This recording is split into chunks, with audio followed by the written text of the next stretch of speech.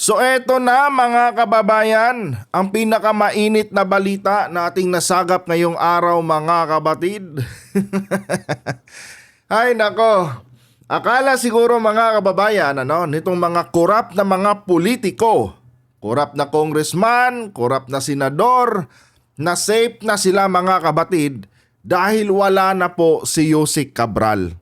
Unfortunately mga kabatid, meron pong naiwang kopya si Yusek Cabral mga kababayan, or meron pong naiwang listahan itong si Yusek Cabral mga kabatid kung sino-sino itong mga korap na senador, korap na congressman na mahilig mag-insert ng budget sa DPWH. At yun na nga, 'di ba? Pinagkakakitaan nila 25 to 30% kickback.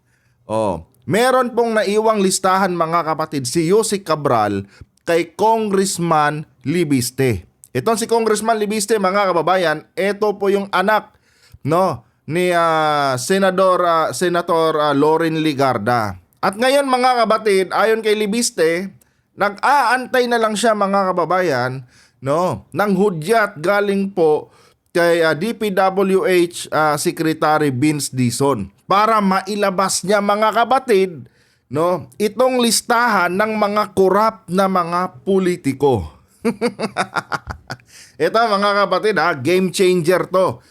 Game changer talaga to mga kababayan. Dahil sa pamamagitan mga kabatid nitong kopya or listahan ng mga korap na senador na galing po kay Yusek Cabral, mga kababayan, hindi po malabong marami pong mga politiko, maraming mga senador at congressman ang maghihimas rehas mga kabatid sa papasok na taon ng 2026. At ito po ang ating pag-usapan ngayon sa bidyong ito. Pero bago tayo magpatuloy mga kababayan, huwag niyo po sana kalimutang i-like ang ating video para i-share pa po ni YouTube sa iba pang hindi pa nakakapanood. So for context mga kabatid, panoorin muna natin ang balitang ito at bigyan po natin ng ating personal na opinion at reaction.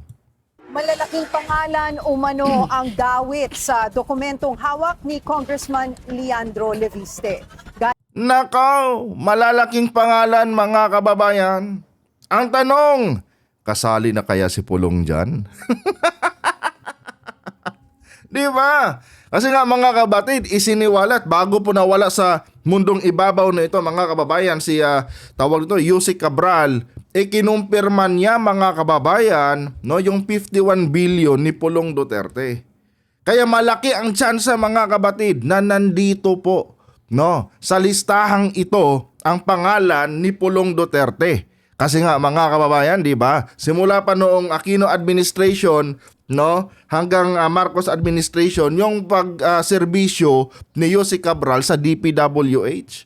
So hindi malabo mga kabatid na kumpleto itong listahan na ito ni Yusek Cabral na nandyan ngayon kay Congressman Libiste. Tuloy! Galing kay dating DPWH Undersecretary Catalina Cabral. Handa rin daw siyang ilabas ito. Narito ang Agenda Weekend Report ni Joan Manalo. Handa raw si Batangas 1st District Representative Leandro Leviste na isiwalat ang sinasabing kopya ng DPWH insertions na ibinigay ng pumanaw na DPWH Undersecretary Maria Catalina Cabral. Pero Nako. And ito lang mga kapatid, maputol muna natin. Sana lang mga kababayan, huwag ma-impluwensyahan itong si Libiste nitong kampo nila Duterte. Dahil nung nakaraan mga kabatid, binatikos natin itong congressman na ito. Dahil imbis kumampi siya, kumampi siya sa taong bayan, mas kinampihan niya mga kabatid yung sino pangalan nun? Si Congressman Miao Miao. Na kung saan mga kababayan, wala nang ibang ginawa kundi magbanta mga kabatid sa gobyerno. Hopefully, this time mga kababayan, itama po ni Congressman Libiste yung kanyang stand mga kabatid. At sana kumampi siya sa taong bayan. Wag sana siya magpa-impluwensya dito sa kampo nila Sara Duterte. Dahil pag nagkataon mga kabatid na nagpa-impluwensya siya, panigurado mga kababayan, mabubura sa listahan na yan ang pangalan ni Pulong Duterte. Kasi si Yusek Cabral mga kabatid, kinumpirma na niya No, yung 51 billion ni Pulong. Ngayon, pagka isinubmit ni Libiste yan dito kay tawag dito Secretary Vince Dizon at wala yung pangalan ni Pulong dyan, abay mga kababayan, labo-labo na po yan mga kabatid. Sana lang wag magpa-impluwensya itong si Libiste dito sa kampo nila Sara Duterte. Tuloy. Pero ito ay kung pahihintulutan siya ni DPWH Secretary Vince Dizon. Sa isang pahayag ngayong araw, sinabi ni Leviste na September 4 ibinigay ni Cabral sa kanya ang nasabing listahan na naglalaman umano ng proponents ng DPWH insertions sa buong bansa. Nako! Joel! Paano yan? Napaka-denial mo pa naman. Pero paano to? No? Panigurado mga kabatid. No? Nandito ang pangalan ni Joel. Kasi mga kababayan, ito tingnan nyo Si Alcantara mga kabatid, noong una denial siya. Pero later on, no, kumanta din siya. At ikinanta niya ang pangalan ni Joel Villanueva. Na kung saan itong si Joel Villanueva mga kapatid, napaka-denial po. 'Di ba? Ngayon mga kapatid, dahil kumanta si Alcantara, malamang sa malamang mga kababayan, no? Nandito po 'yan sa record ni Yusek Cabral. Kasi district engineer ng DPWH si Alcantara. At imposible mga kabatid na magbanggit ng pangalan itong si Alcantara mga kababayan na wala po sa listahan ng DPWH. Siyempre mga kababayan, nire-record nila Alcantara yan. At isa pa mga kabatid, isa pang patunay, meron ngang naibalik na pera itong si Engineer Alcantara. So technically mga kababayan, dahil meron siyang ibinalik na pera, yun po ay patunay mga kabatid, no? Natotoo yung mga sinasabi niya patungkol po dito kay Joel Villanueva. Kasi nga mga kababayan, yung pera po na isinauli ni tawag dito ni Engineer Alcantara mga kabatid ay galing po yun doon sa mga insertion ni Joel Villanueva. Kumbaga, yun yung share niya mga kababayan. Ang logic kasi dito, kung hindi totoo yung allegation laban kay Joel Villanueva, sana mga kapatid, wala ding maibabalik na pera itong si Henry Alcantara. Pero meron mga kababayan sa pinaka-latest na update mga kabatid. No, pag-uusapan natin sa susunod na video natin. Pero sa pinaka-latest na update, nagsauli na po ng milyon-milyong pera si Alcantara. Isang patunay yan mga kababayan na yung mga insertion ni Joel Villanueva, no, ay totoo po. Kaya mga kabatid, expected na natin yan, no, na nandito yan ngayon sa listahan ni Congressman Libiste na kung saan ito yung kopya galing doon, no, kay Yusek Cabral. Kaya ikaw Joel, kabahan ka na dito. Kabahan ka na talaga dito. Ewan ko lang kung paano ba ito pasisinungalingan ni Joel ngayon mga kabatid. No, itong listahan na ito. 'Di ba? Kasi mga kababayan, halos kompleto na ang ebidensya laban sa kanya, lalo na't nagsauli ng pera itong si Henry Alcantara na kung saan galing po yan doon sa party niya sa mga kinikbak nila galing kay Joel Villanueva at sa iba pang mga senador. Eto mga kabatid excited na ako dahil sabi ni John Vic Remulla, sana wag sumablay ito si John Vic Remulla. Sabi ni John Vic Remulla mga kabatid, early January mga kababayan sa taong 2026, abay marami na po mga kabatid ang maghihimas rehas na mga politiko. Mga senador at congressman at iba pang mga private na mga individual mga kabatid ang siguradong makukulong nitong 2026. So excited na ako mga kababayan na pumasok ang 2026 para magkaalaman na. Kung totoo nga ba itong mga sinasabi nila Joel Villanueva. Malaking kahihiyan to mga kabatid. Tandaan nyo, malaking kahihiyan ito sa GIL, no? Itong kapag napatunayan mga kababayan na lehitimong nangurakot itong si Joel Villanueva sa pamamagitan ng mga insertion niya. Namubulol ako. Di ba? Mga kapatid, nalalapit na, bilang na ang mga araw nitong mga hinayupak na mga politiko na ito. Tuloy! Inutos daw ni Dizon kay Cabral na ibigay ito sa kanya in the interest of transparency. Mula noon, marami na raw ang nagsasabing ilabas niya ang ibinigay na listahan. Pero Dapat lang ilabas mo talaga yan. No? Kasi maging yung mga DDS gustong malaman yan. Oh. Ang kagandahan dito mga kapatid, no, kapag inilabas ito ni ni Congressman Libiste, no, ng buo, buo mga kababayan, at walang bahid ng mga panunulsol galing dito sa kampo nila Duterte at lumabas ang pangalan ni Pulong Duterte diyan. Nako mga kapatid, malaking sampal 'yan, no, sa pagmumuka ng mga Duterte. Tandaan nyo mga kababayan, kapag nawala ang pangalan ni Pulong, no, sa listahan na hawak ni Libiste ngayon, mga kapatid, no, magwala na po kayo. Oh, kasi si Yusek Cabral mismo, hindi pwedeng ma-deny yan mga kababayan, dahil mismong si Yusek Cabral, no, sa mismong hearing ng Senado, mismong hearing ng House of the Representative yata pala mga kababayan, inamin niya, no, yung 51 billion na insertion ni Pulong. Kaya pag nawala yan ngayon dito sa listahan ni Libiste, malaking katarantaduhan na yan mga kababayan. No? Malaking katarantaduhan na yan. Oh, dahil mismo si Cabral na ang nagsalita live mga kabatid tungkol sa 51 billion ni Pulong, na kung saan magpahangga ngayon mga kababayan, hindi po niya na ipapaliwanag sa atin kung paano nga ba niya nilustay yung 51 billion na yan. mula noon, marami na raw ang nagsasabing ilabas niya ang ibinigay na listahan. Pero hihintayin niya raw muna ang posisyon ng DPWH dito. Ilalabas niya din daw ito sa utos ni Dizon. Dagdag pa, Dapat talaga wag kang pumalpak dito, Secretary Dizon. Oh, marami kaming umaasa sa iyo, no? At dapat maglabas ka na ng utos, no, na i-reveal na ito. 'Di ba?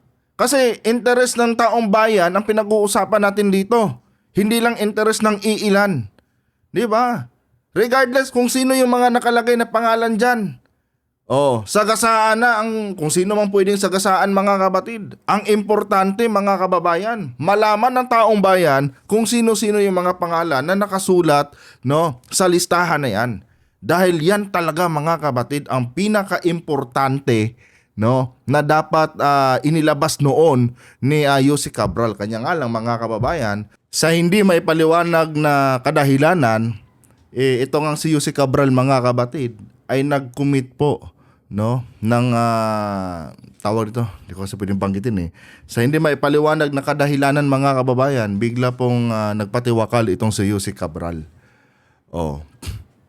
Kaya dapat lang sana mga kabatid, bilis-bilisan ni tawag nito ni Secretary Vince Dizon at ilabas na niya, magbaba na siya ng utos, no, or hudyat dito kay Congressman Libiste na isa publiko na itong listahan na ito, nang magkaalaman na mga kababayan, no, kung sino ba talaga yung mga kurap na politiko na kung saan kumubra ng bilyon-bilyong pera galing sa kaban ng bayan. Tuloy. pa ng mambabatas, wide-ranging consequences ang kaharapin kapag isinapubliko ang mga dokumentong hawak niya. Laman daw kasi nito ang mga pangalan ng hindi lang kongresista, kundi maging mga senador, executive officials at iilang private individuals. Kaya ipauubayan niya na raw sa DPWH ang desisyon kung ilalabas ba ang mga ito para hindi na rin makompromiso ang kanyang trabaho bilang Ngayon, Secretary Vince Dizon, no, dahil dito sa sinabing ito ni Libiste, no, nasa'yo na ang bola ngayon. 'Di ba? Tsaka mga kabatid, kung tutuusin, no, kung titingnan natin mabuti itong balita na ito, I think mga kababayan, karapatan po ng taong bayan, no, na malaman kaagad kung sino-sino yung mga pangalan na nakasulat diyan. Regardless kung may permission galing kay Secretary Dizon. May permission o wala. Regardless mga kapatid kung may permission o wala, galing kay Secretary Dizon. Dahil mga kababayan, tandaan nyo, pera ng taong bayan yung pinag-uusapan natin, buwis ng taong bayan. No, ang pinag-uusapan dyan. 'Di ba? Wag sana mga kapatid mangyari na mapolitika itong mga dokumento na ito na hawak ngayon ni Libiste. 'Di ba?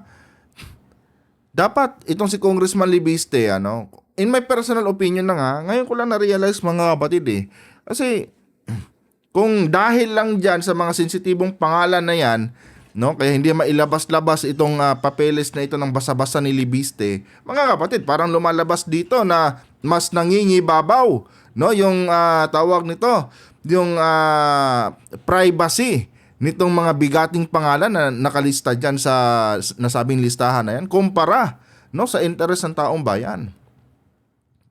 Ito personal opinion ko lamang to mga kababayan Hindi yata dapat ganun, no, na magdidepende itong si Libiste kay Congressman Dizon, kay Secretary Dizon.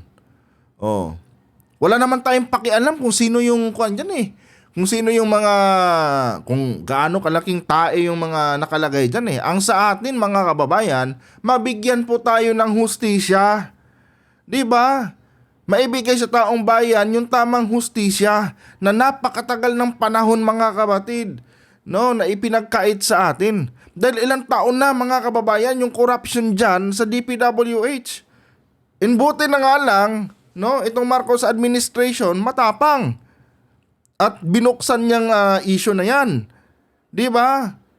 So, sana mga kapatid, no, sana pala wag nang antayin yung abiso ni Secretary Dizon. Buksan na 'yan. Oh. Ilatag na 'yan mga kababayan. And I'm sure diyan natin malalaman mga kapatid, no, kung sino nga ba or sino-sino nga ba yung mga politiko na kasali diyan kasi pag may umangal mga kababayan, no, pag may umangal diyan sa tawag nito sa listahan na 'yan, no, for example, mag-announce si Libiste na itong araw nito ilalabas niya. Pag merong mga politikong aangal mga kapatid na wag ilabas, no, at antayin ang hudyat ni Dizon, malamang sa malamang mga kapatid, yan yung mga politiko na nakalista diyan. Oh. Kasi itong mga politiko na to mga kababayan, alam na nila, no, itong mga buhayang politiko na ito, alam na nila mga kapatid na yung mga pangalan nila nandyan sa listahan. Kaya panigurado, no, haharang yan mga kapatid. Haharangin talaga nila itong si Libiste na wag munang ilabas yan at antayin muna yung hudyat ni Secretary Dizon. Oh. Maling-mali mga kapatid, no? Maling-mali po na para sa akin Ngayon ko lang na-realize, maling-mali mga kababayan na antayin pa kung kailan sasabihin ni Dizon na ilabas yan. Oh, parang lumalabas dito mga kapatid na namimili din, no? May hocus-pocus na nangyayari diyan sa DPWH magpahanggang ngayon. Kasi kung ang interest talaga ni Dizon, no, na malaman ng taong bayan ang katotohanan, dapat wala nang mga wala nang marami pang drama, no? Nandiyan na 'yan, ilabas na dapat at isa publiko na, no, na malaman po ng taong bayan kung sino-sino yung mga lintik na mga buhayang politiko na nakalista dyan. Bilang miyembro ng Kamara, nauna na raw na ipinakita ni Libiste sa Independent Commission for Infrastructure at Office of the Ombudsman ang mga nasabing dokumento. Makatutulong naman daw ito sa kasalukuyang investigasyon. Ayon sa dalawang institusyon, ang push for transparency naman anya ni Dizon ang naging dahilan kung bakit napasa kamay ni Libiste ang mga dokumento. Ayon mismo sa mambabatas. Sa huling monitoring, wala pang pahayag si Secretary Dizon tungkol dito. Para sa Abay, bilis-bilisan mo talaga, Dizon. No? Kung kwan ka rin, kung for transparency din secretary, yung hangad mo, no? Magbigay ka na lang ng simpleng statement kay Libiste. Ilabas mo na yan. Karapatan naman ng taong bayan. Pwede ka namang magsalita agad ng ganun No? Minsan dito ako naaasar mga kababayan. Alam niyo mga kapatid, pro-admin ako Kanya nga lang, meron din kasing mga tawag nito, mga nasa administrasyon na yung mga ganitong klaseng senaryo mga kababayan ginagamit din nila for personal gain, no? para alam mo 'yun, makakuha ng popularity, makakuha ng, hindi ko sinasabi si Secretary Dizon to pero meron din akong mga nakikitang mga tao ngayon sa administrasyon, mga kapatid, na nakikisakay sa issue na to para makilala sila. 'Di ba? At gumagawa ng eksena para magmukhang bida sila. Oh, and alam naman natin mga kababayan, pag ganyan na ang isang nanunungkulan sa ating gobyerno, especially sa national government, merong pinapahiwatig yan mga kapatid. It's either tatakbo yan, no, sa susunod na halalan, sa mga kung ano-anong posisyon dyan na pwede nilang takbuhan, or gusto lang nila mga kapatid, no, na magmukhang bida sa taong bayan. Tulad ni Vic Rodriguez, mga kapatid, di ba? Oh, nung una, pabida-bida lang siya, no, trying hard to be a hero. Pero nung malapit na ang midterm election, nakita natin kung ano ang interest niya. Kaya pala niya kinalaban si PBBM, no, para lang mapabilis yung pagiging popular niya, no, sa taong bayan. Oh, kasi 'di ba, yun naman talaga yun Gusto niyang ma-highlight siya lagi Kasi kung iaayon niya yung sarili niya sa administrasyon, medyo hindi siya nabibigyan ng spotlight. So ngayon, kinontra niya, no, ang Marcos administration para makakuha siya ng sariling spotlight, mga kapatid, no, sa taong bayan. Oh, kasi nga nung kinalaban na niya ang administrasyon ni PBBM, interview dito, interview doon, 'di ba? Oh. Kaya ito din yung mga nakikita ko ngayon sa iilang mga miyembro ng gabinete ni PBBM, no, na trying hard, no, nagpapakitang gilas, 'di ba? Aminin na natin, no, na kung hindi lang dahil kay PBBM, hindi naman kayo makikilala ng taong bayan diyan. Anyway guys, hanggang dito lang tong video na to, Pasensya na kayo mga kapatid kung medyo nabubulol ako dahil unang-una mga kababayan, mataas po yung acid ko. No, kaya umaakyat yung laway ko, kaya minsan hindi ko nababanggit ng diretso yung mga words. Anyway, naintindihan niyo naman siguro yung ating discussion. And uulitin ko mga kapatid, lahat ng ating sinasabi dito, no, ay personal ko lamang na opinion. Pero ganun pa man, no, sana mga kapatid, wag nang antayin yung hudyat ni Secretary Dizon. Dapat ilabas na talaga yan. 'Di ba? Kasi kawawa ang mga Pilipino Oh, yung sa Cebu pa lang, ilang mga kababayan at yung mga taga Cebu ang nagsuffer dahil lang dyan sa mga interes ng mga korap na mga politiko, na kung saan imbis na gawan sila ng maayos na flood control sa kanilang mga lugar, ang nangyari mga kababayan, kinurap yung budget, kaya sumablay, bumaha, nalunod, maraming mga nadamay ng mga kababayan natin. And dyan din sa Davao. Oh, yung congressman nila mahilig magbida-bida. Pero tuwing may bagyo, mga kapatid, no, nagiging nagiging swimming pool. Yung tawag nito, yung distrito ni Pulong Duterte. Oh, 'di ba? Sana lang, no, mapabilis 'yan. And hanggang dito na lang mga kapatid. And abangan natin yung susunod nating i-upload mamaya. 'Di ba? Dahil meron din tayong iba pang mga topic mga kababayan bukod dito kay Yusek Cabral na kailangan din nating talakayin dito sa ating channel. Hanggang dito na lang. Adios.